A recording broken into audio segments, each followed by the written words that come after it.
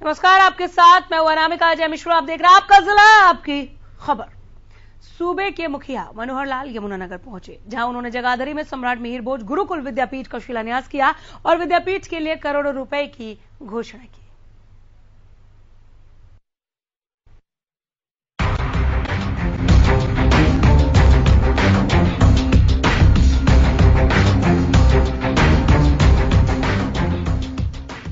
यमुनानगर के देवधर गांव में गुज्जर कन्या विद्यालय के नाम से मशहूर संस्था अब जगाधरी के अमर विहार में सम्राट मिहिर भोज गुरुकुल विद्यापीठ खुलने जा रही है, जिसका शिलान्यास मुख्यमंत्री मनोहर लाल ने किया।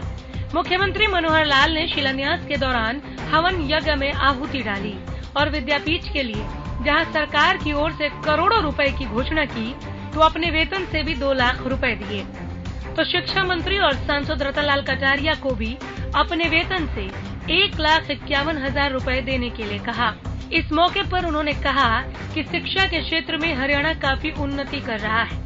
इस विद्यापीठ के जरिए नैतिक शिक्षा, संस्कृत पाठ्यक्रम और सामाजिक शिक्षा देने का काम किया जाएगा।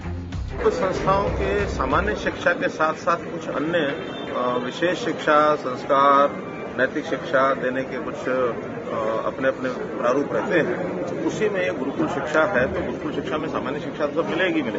साथ में हवन यज्ञ है, वही योग की विद्या है, या इस प्रकार से संस्कृत का जो पाठ्यक्रम है, ऐसे कुछ अलग प्रकार से करेंगे। बाकी इससे ज्यादा विद्यापीठ के जो लोग हैं वो स्वयं बताएंगे, लेकिन क्योंकि मेरा जो संबंध गुरुकुलों से पहले से आया हुआ है, ये शिक्षा में नैतिक शिक्षा और संस्कारों की बात सामान्य शिक्षा के साथ साथ बहुत अधिक जोर देते हैं, क्योंकि आज की आवश्यकता है और करना चाहिए। वहीं उड़ता हरियाणा पर सीएम ने कहा कि हरियाणा में स्पेशल अभियान चलाए जा रहे हैं। तो वहीं जगाधरी से चंडीगढ़ को जोड़ने वाली रेलवे लाइन पर सीएम ने कहा कि लगातार प्रयास जारी है। हमारा रोड भी 172 नेशनल हाईवे 44 है जी, ये 344 ये भी इतना हाईवे फास्ट बन गया है कि इसमें पैसेंजर्स को जो सुविधाएं हैं वो पर्याप्त हो गई है। अब यहाँ चूंकि एक ईस्टर्न कॉरिडोर बन रहा है और वो भी ईस्टर्न साइड से आएगा और सहारनपुर, यमुनानगर और बाद में अम्बाला से आगे बढ़ेगा, उसकी भी सुविधाएं काफी इसीलिए। जहाँ फसलों के खराब होने पर भी सीएम मनोहर लाल ने चिंता जाहिर की है, तो पीटीआई को लेकर कहा कि अगर कुछ संभव होगा तो उन्हें नौकरियां दी जाएंगी। देखिए, जब भी फसलें खराब होती हैं उसकी एक स्पेशल गिरदावरी होती है। मुझे लगता है कि इस बरसात के कारण से फसलों को लाभ ज्यादा हुआ, नुकसान को जहाँ तक बहुत ज्यादा हैवी रेन हुई है और फसलें गिरी हैं, गिरदावरी होकर के जितना नुकसान हो रहा है, इसको तो सुप्रीम कोर्ट ने बाहर किया है और उसको सुप्रीम कोर्ट के ऑर्डर के ऊपर उसका उल्लंघन हम नहीं कर सकते। नई व्यवस्था में अगर किसी और नए काम के हिसाब से उनको लिया जा सकता होगा, तो हमने एक पोर्टल बनाया, उनको कहा कि उसके अंदर अपलोड करें और निश्चित रूप से उनको हम उनका कोई न कोई। तो साथ ही नगर निगम में रिहायशी निर्माण की जगह हो रहे कमर्शियल निर्माण पर कहा कि रजिस्ट्रियां रोक दी गई हैं और अवैध रूप से कोई भी रजिस्ट्री नहीं की जाएगी। हरियाणा न्यूज के लिए यमुनानगर से हरीश कोहली की रिपोर्ट। और देश भर में धूमधाम से मकर संक्रांति का त्योहार मनाया जा रहा है। आज के दिन पवित्र नदियों पर लोग स्नान ध्यान करते हैं और दान पुण्य भी करते हैं। वहीं पूर्व कैबिनेट मंत्री विपुल गोयल ने भी इस पावन अवसर पर यमुना मैया की आरती के कैलेंडर का शुभारंभ किया। इसके साथ ही विपुल गोयल ने मकर संक्रांति की शुभकामनाएं दी। विपुल गोयल ने कहा कि यमुना को स्वच्छ बनाने के लिए जो पहल युवाओं की ओर से की गई है वो बहुत ही सराहनीय है। हम सबका फर्ज बनता है कि यमुना को साफ रखें।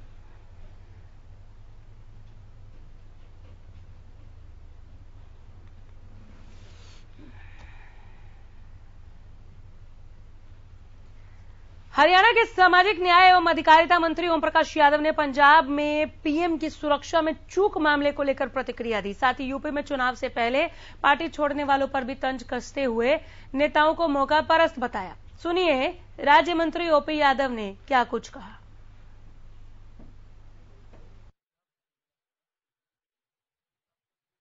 देखिए, उसकी जांच चल रही है और ये बहुत गलत हुआ, बहुत दुखद है कि देश के प्रधानमंत्री का रास्ता इस प्रकार से रोका गया या रुका, तो ये बहुत निंदनीय है।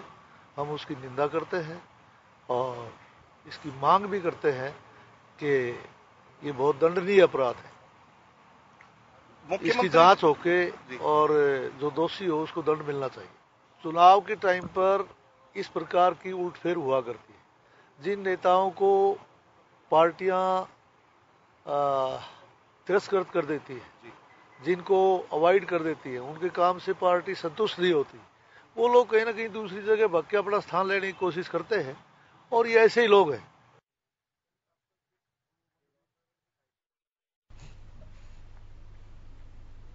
सोहना के एसडीएम कार्यालय में फ्रंटलाइन वर्कर्स को बूस्टर डोज देने के लिए कैंप आयोजित किया गया, जिसमें सबसे पहले एसडीएम जितेंद्र गर्ग को बूस्टर डोज लगवाई गई। इसके बाद कार्यालय में कार्यरत सभी उन कर्मचारियों को बूस्टर डोज लगाई गई जिनको कोरोना की दोनों डोज लिए हुए 9 महीने का समय पूरा हो गया है। वही बूस्टर डोज लेने के बाद एसडीएम जितेंद्र गर्ग ने बताया कि जिले में उन सभी लोगों को बूस्टर डोज लगाई जाएगी जिनको कोरोना की दोनों वैक्सीन लग चुकी है और 9 महीने का समय पूरा हो गया। साथ ही उन्होंने कहा कि जिन लोगों ने कोरोना की पहली और दूसरी डोज नहीं लगवाई, उनका डेटा देखा जा रहा है, जिसके बाद उनको वैक्सीन लगाने के लिए खबर किया जा रहा है।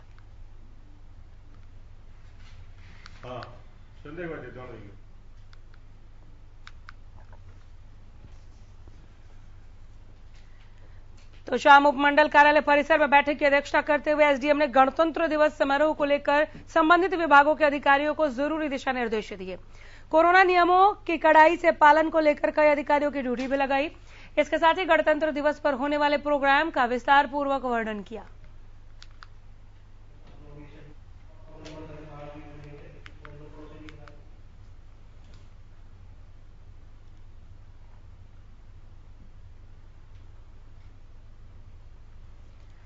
सोनीपत में पेट्रोल पंप पर हुई लूट मामले में जहां पुलिस आरोपियों की तलाश में जुटी हुई है, वहीं इस बीच राई थाना प्रभारी ने क्षेत्र के पेट्रोल पंप संचालकों के साथ एक बैठक की, जहां लूट की वारदात को लेकर चर्चा की गई। लूट की वारदातों को कैसे रोका जाए, इस पर मंथन किया गया। बैठक के दौरान थाना प्रभारी ने पेट्रोल पंप संचालकों को सीसीटीवी कैमरा लगवाने, उसकी डीवीडी सुरक्षित स्थान पर रखवाने के लिए कहा।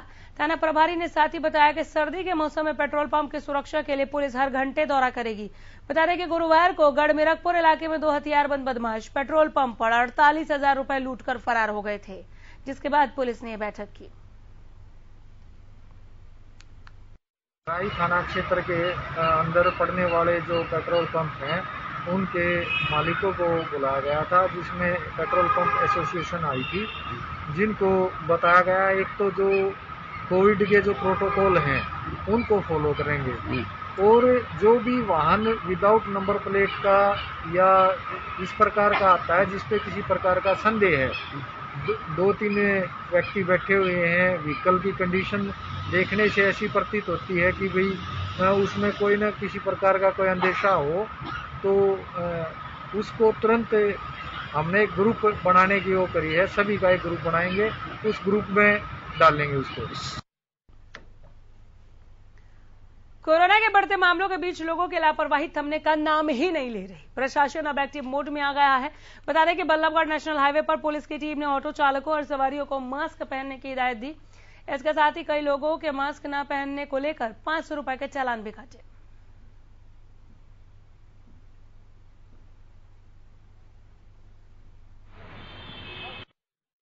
और दोबारा से बहुत ज्यादा केस आ रहे हैं। आज भी 1100-1200 केस आ रहे हैं फरीदाबाद के अंदर। इसलिए लोगों को जागरूक किया जा रहा है, चलान भी करे जा रहे हैं। कुछ लोग जेब में रखते हैं मास्क, पुलिस को देख कर लगाते हैं। लापरवाही बहुत ज्यादा बरत रहे हैं और ये लापरवाही इनको लिए भारी पड़ेगी। बस भीड़ भाड़ के इलाकों में लोगों को समझाया जा रहा है, ऑटो वालों को भी समझाया जा रहा है, बगैर मास्क के किसी को भी नहीं बैठाना ऑटो में। 500 रुपए का चालान है, फिक्स है इसका।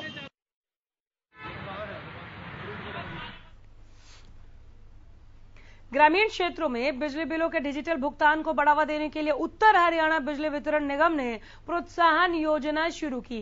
इसके अंतर्गत बिजली बिल ऑनलाइन पे करने पर उपभोक्ता को विभाग की ओर से कुछ रुपए रिफंड भी किए जाएंगे। वहीं अंबाला में बिजली वितरण निगम के अधीक्षक वीके बरनवाल ने बताया कि जिस गांव में 90% बिल ऑनलाइन भरा जाएगा, उस पंचायत को बिजली विभाग विकास कार्यों के लिए 2 लाख रुपए देगा।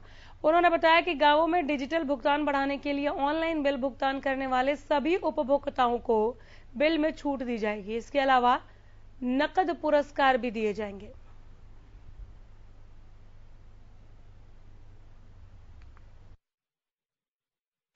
बेसिकली इस स्कीम में ये है कि जो भी पहली बार कंज्यूमर इसको अडॉप्ट करता है डिजिटल पेमेंट को, किसी भी तरीके से वो डिजिटल पेमेंट करता है महकमे की, अपना बिल की अदायगी करता है, तो उसको 20 रुपए पर ट्रांजैक्शन की हम कहते हैं फर्स्ट जो बिल होगा उसमें हम 20 रुपए देंगे। इसके आगे जो भी स्कीम में है वो अप टू दी 2000 अमाउंट तक हम 0.5% ऑफ द बिल अमाउंट उसको पेमेंट करेंगे। उसमें मिनिमम 1 रुपए से लेके मैक्सिमम 10 रुपए तक चार्जेस हैं। मुख्यमंत्री अंत्योदय परिवार उत्थान योजना ने रादौर के छोटा बास में रहने वाली एक महिला की जिंदगी को बदल कर रख दिया। ऐसा हम क्यों कह रहे हैं, आपको इस रिपोर्ट को देखकर पता चलेगा।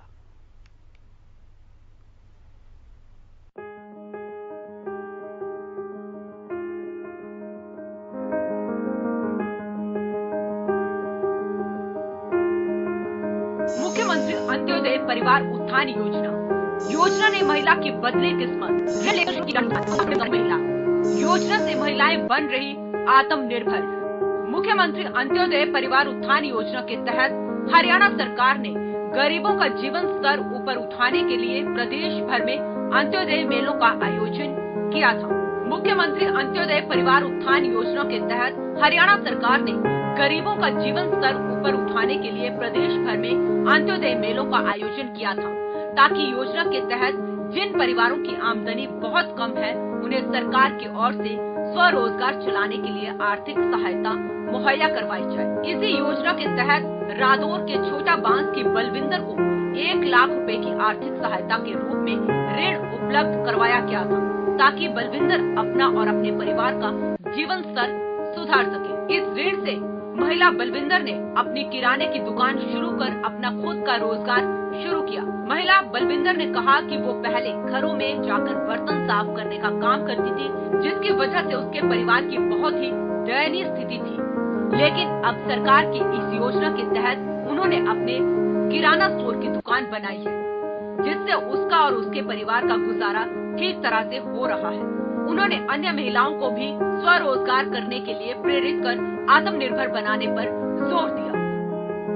जाना होता था, अब जिस दिन से मुझे लोन मिला है मैं अपने बच्चे के लिए काफी टाइम निकाल रही हूँ और काफी मेरी जिंदगी अच्छी चल रही है। बस उनको ये कह सकती हूँ कि जैसे आज मुझे डीसी मैडम ने अपने पैरों पे खड़ाया, तुम भी ऐसे खड़े हो अपने पैरों पे। बहुत अच्छी स्कीम है ये कि ये धक्के खाने से बहुत अच्छा है कि अपने घर में अपने बच्चों के पास रहो, अपने घर में रहो, किसी के हाथ जोकर न रहो, अपने कमा के अपने बच्चों की अपनी जिंदगी बनाओ।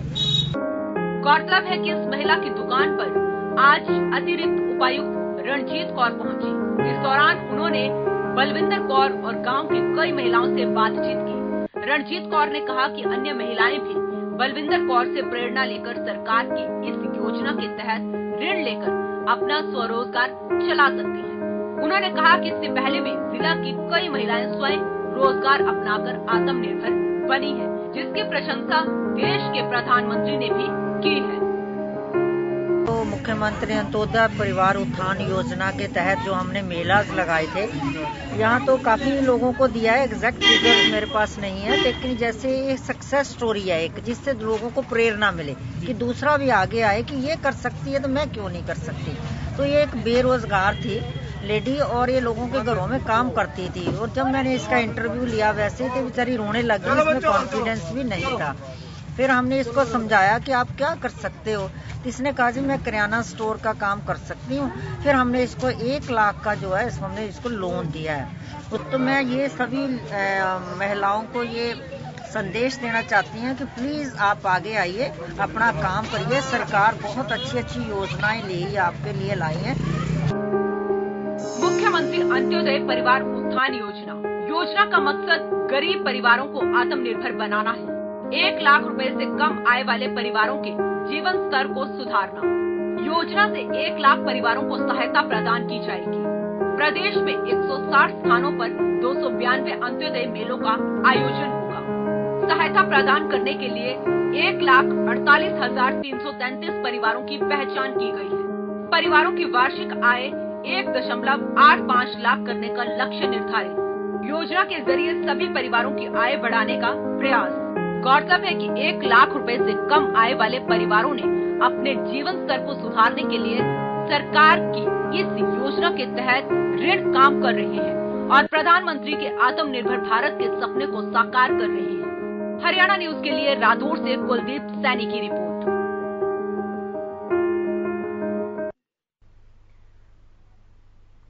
रतिया के कमाना गांव में 33 केवी का सब स्टेशन बनाया गया है, जिससे शहर की दुकानों के लिए बिजली की नई लाइनें जोड़ने का काम किया जा रहा है, जिसे लेकर ग्रामीणों ने बिजली विभाग के कार्यालय के आगे अनिश्चितकालीन धरना शुरू किया।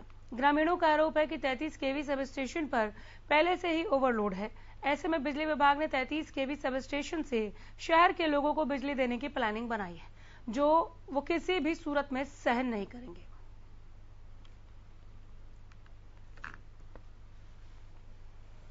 लाइट जी कमाना तो ले रतिये मार्केट नूं देन रहे लाइट। कमाना 7 किलोमीटर पड़े लाइट देने वास्ते, रतिया 1 किलोमीटर पड़ा इन्होंने लिया के रतिया 24 घंटे वाली लाइट मार्केट च देने रहे। अच्छा हाँ, रतिया पहले ऊपर, कमाना पहले ऊपर लोड चलने रहे। रतिया 2 बिजली का 33 केवी है, 132 केवी है। कुछ कनेक्शन है हमारे जो नगर पालिका क्षेत्र से बाहर है, दुकानें बनी हैं, उनका लोड बिल्कुल कम है, तो उस वजह से जो साथ लगता गांव का फिट होता है उससे हमने एक ट्रांसफार्मर रखा है। वो ये करे हमारे गांव के ट्रांसफार्मर से नहीं दे सकते हैं, जबकि जो बाहर नगर पालिका क्षेत्र से बाहर अगर हमारा एरिया है उसमें हम गाँव की लाइट देनी मतलब। सोनीपत के शुगर मिल में लापरवाही बरतने वाले 2 कैन क्लर्कों को शुगर मिल के एमडी जितेंद्र जोशी ने सस्पेंड किया। बता दें कि एमडी ने 1 महीने पहले इन दोनों कैन क्लर्कों को मैन्युफैक्चरिंग शाखा में ड्यूटी लगाई थी, पर निदेशक की आज्ञा का पालन नहीं करने के चलते इन्हें सस्पेंड कर दिया गया। फिलहाल मामले की जांच की जा रही है, जांच के बाद ही अग्रिम कार्रवाई अब होगी।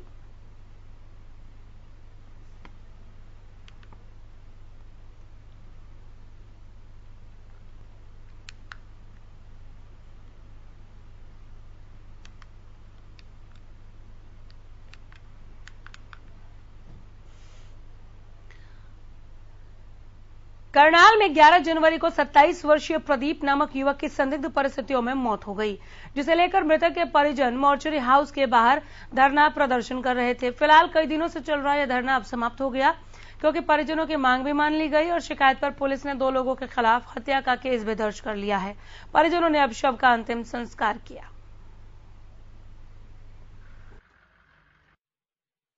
जो भी प्रशासन ने जो भी हमने मांगे जो रखी थी प्रशासन के सामने, वो बातें हमारी मान ली गई है। इसलिए फिर जो भी परिवार ने जो निर्णय लिया, जो भी समाज के लोगों ने जो निर्णय लिया, हम उस निर्णय से सहमत हो गई, जो बॉडी को उठा रहे हैं। जो भी मांग थी कि उसकी जो वाइफ थी उसको नौकरी दी जाए और जो कंपनसेशन जो होता है और जो अपराधियों की जो गिरफ्तारी थी वो प्रशासन के द्वारा कर ली गई है। जो दो के खिलाफ कार्रवाई थी तो दोनों के खिलाफ जो दोनों हैं वो उठा लिए गए पुलिस के द्वारा, और जो कंपनसेशन था उसकी जो भी है परिवार को मिल जाएगी, और जो एक डीसी रेट पे जो नौकरी।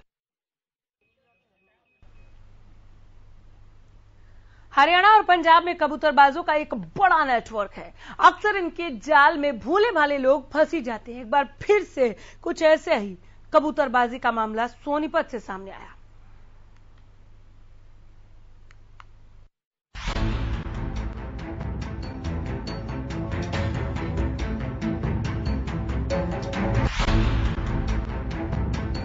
विदेश का सपना, ठगी का धंधा, कबूतरबाज के जाल में फंसे किसान, विदेश भेजने के नाम पर बाज पैसे लेकर हुए रफू चक्कर। हरियाणा और पंजाब में कबूतरबाजों का एक बड़ा नेटवर्क है।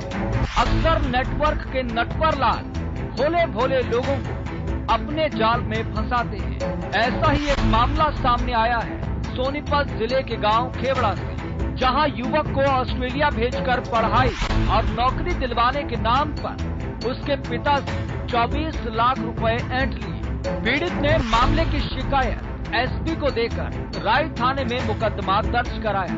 सोनीपत के गांव खेवड़ा के रहने वाले मनदीप ने एसपी को दी शिकायत में बताया कि उसने 12वीं कक्षा तक पढ़ाई की है।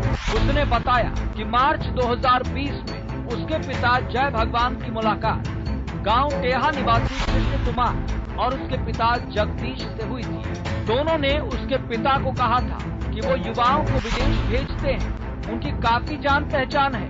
उन्होंने उसके पिता को कहा था कि अगर वो अपने बेटे को विदेश भेजना चाहते हैं तो वो भेज सकते हैं। ऐसे में उसके पिता ने आरोपियों को बताया था कि उसका बेटा 12वीं पास है, वो उसे विदेश भेजना चाहता था, जिस पर आरोपियों ने उसे ऑस्ट्रेलिया भेजने के नाम पर 40 लाख रुपए की मांग की थी। उसके पिता ने 12 सितंबर 2020 को आरोपियों को 24 लाख रुपए एडवांस में दिए थे। उसके बाद आरोपियों ने न तो उसे विदेश भेजा और न ही उनके पैसे वापस दिए, जिस पर अब उन्होंने एसपी को शिकायत देकर मुकदमा दर्ज करवाया है। मुझे पंचायत में दियो तो पहले ना दे दें, फिर मैं कल फिर एसपी के दरखास्त ले गया मिल जाए, तो एसपी साहब ने फिर हुआ यहाँ राई थाने में भेजी दरखास्त। रात को मेरा राशि चौक हो ना, मेरा क्या इंसाफ की मांग करते हो आप? इंसाफ की मांग करे हमने तो एसपी को भी ये करी थी कि हमारी जांच करा दो। एसपी ने किया कट्टर से, एसपी से, और जो न्याय हो मिलना चाहिए। तो क्या हुआ है, कुछ बातचीत हुई हो? कौन है वो, क्या काम करता है जिसने आपके पैसे लिए, क्या नाम है उनका? उसका कृष्ण है, एक उसके बाप का नाम जगदीश है, और वे ठेकेदारी करते हैं। यहाँ सरकारी बिल्डिंग है जो ये एग्रीकल्चर की बीच में मिल, वहाँ बिल्डिंग बना रहा था, और नोदा में फरीदाबाद करोड़ों के ठेके ले गया। कितने पैसे लिए आपसे? मेरे से 5 लाख रुपये खाते से और 19 लाख रुपये नगद, और नोदा 40 लाख रुपये लगेंगे, बाकी पैसे दे दिए तू। राई थाना पुलिस ने धोखाधड़ी और अमानत में खयानत का मुकदमा दर्ज कर लिया। पीड़ित का आरोप है कि वो आर्थिक अपराध शाखा में 29 अक्टूबर 2021 को शिकायत दे चुके हैं। इसमें दोनों पक्षों को 8 नवंबर 2021 को बुलाया था। तब आरोपियों ने 2 महीने में पैसे देने की बात कबूल की थी, लेकिन 8 जनवरी को वो आर्थिक अपराध शाखा में पहुंचे ही नहीं। उन्होंने फोन पर पैसे देने से मना करते हुए ऊंची पहुंच का हवाला दिया। इस पर उन्होंने एसपी कार्यालय में शिकायत की। इसके साथ ही मामले की जांच एएसपी निकिता खट्टर से कराने की मांग की। तो वहीं राई थाना इंस्पेक्टर देवेंद्र कुमार ने पीड़ित परिवार को भरोसा दिलाया है कि आरोपियों को गिरफ्तार कर जल्द ही कार्रवाई की जाए। खेड़ा निवासी व्यक्ति ने अपने लड़के को विदेश में नौकरी दिलवाने हेतु तेया गांव के 2 व्यक्तियों पर आरोप लगाए हैं। 24 लाख रुपए लिए जाने पर, जिस पर मुकदमा दर्ज किया गया है और तफ्तीश अमल में लाई जाएगी। फिलहाल पुलिस ने मामला दर्ज कर जांच शुरू कर दी है, मगर हरियाणा में कबूतरबाजों का बड़ा जाल है। गाहे बगाहे इस तरह के ठगी के मामले सामने आते ही रहते हैं। फिर पुलिस को चाहिए कि इस तरह के कबूतरबाजों के ऐसे पर काटे कि आगे फिर कोई इस तरह की ठगी का शिकार न बन पाए। हरियाणा न्यूज के लिए पानीपत से लाजपत की रिपोर्ट।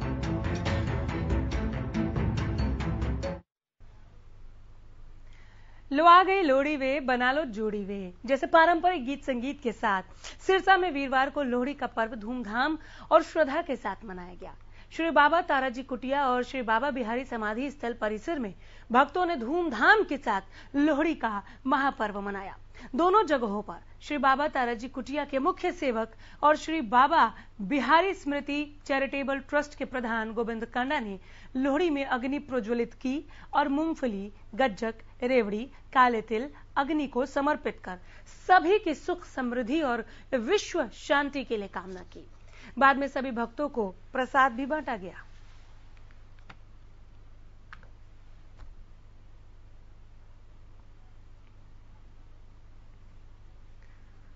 आपका जिला आपकी खबर में यहीं रुकेंगे। नमस्कार।